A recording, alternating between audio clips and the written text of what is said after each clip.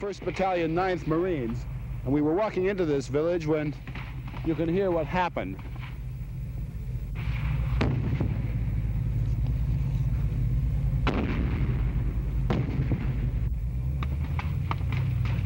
Con, let's move in with those other guys.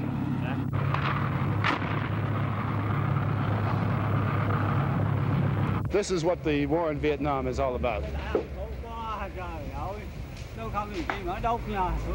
The old and the very young. The Marines have burned this old couple's cottage because fire was coming from here. And now when you walk into the village, you see no young people at all. Fire was coming from light automatic weapons fire was coming from all of these villages. It's not really one village, it's a string of huts.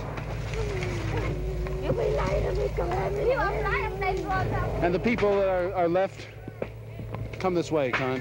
The people that are left are like this woman here, the very old.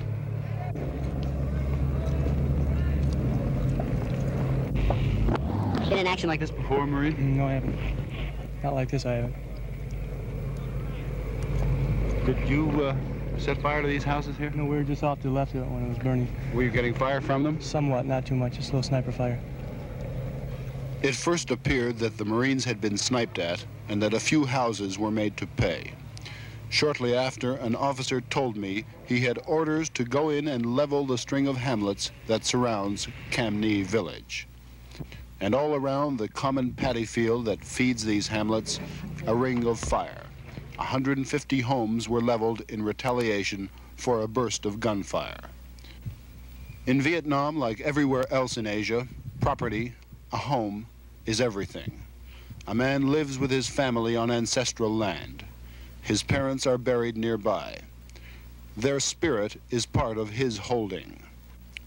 If there were Viet Cong in the hamlets, they were long gone, alerted by the roar of the amphibious tractors and the heavy barrage of rocket fire laid down before the troops moved in. The women and the old men who remained will never forget that August afternoon.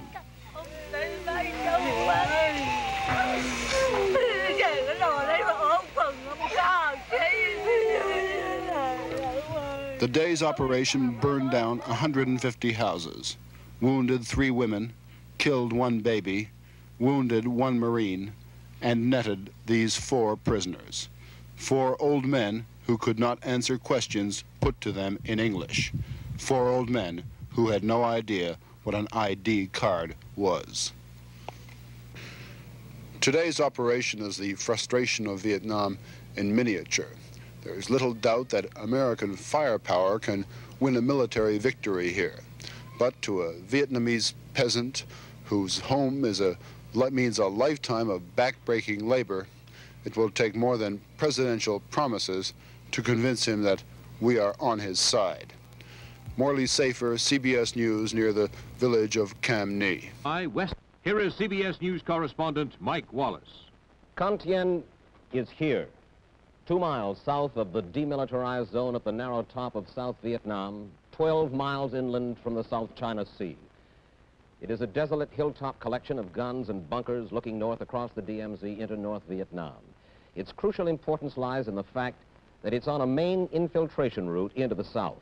The loss of Con Thien could help open the way for the estimated 35,000 communist troops now massed in the DMZ area.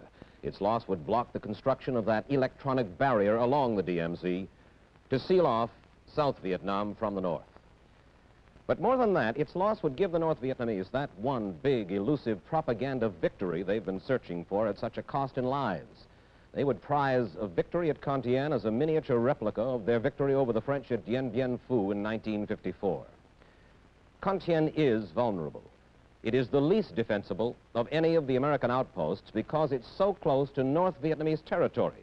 The enemy artillery, about 100 big guns plus mortars and rockets, can pound Con Thien around the clock with devastating effect. And our ground troops cannot go into North Vietnam to knock out those guns. We can't reach those big guns and they just keep dropping in. There's nothing you can do. It's like being a big bullseye on top of a hill. And you're just sitting there waiting. You can't be safe, you can be lucky. That's it. You can't be safe, you can be lucky. That's it. Stuff landing all over, bouncing off you, and you get just as scared every time. And it gets worse. The closer they get, the more they throw. The more you get scared. When you get up, it's a wonderful feeling just to be alive, to be able to walk around after one of those. It's dawn, and Alpha Troop 19 is commuting to war. 21 GIs bound for a jungle clearing a mile from the Cambodian border. American soldiers hiking their way through the sweaty jungles of South Vietnam, searching for an elusive enemy. The temperature is almost 100 degrees, and the jungle stifles even the tiniest breeze. The going is slow. There could be a North Vietnamese regiment hiding a few yards away, and no one would see it. He hovers over the jungle, and in the midst of the firefight, his buddies put Hero on the rescue chopper, and he's pulled up 100 feet. 100 feet to a hospital bed and a one-way ticket out of the Vietnam War.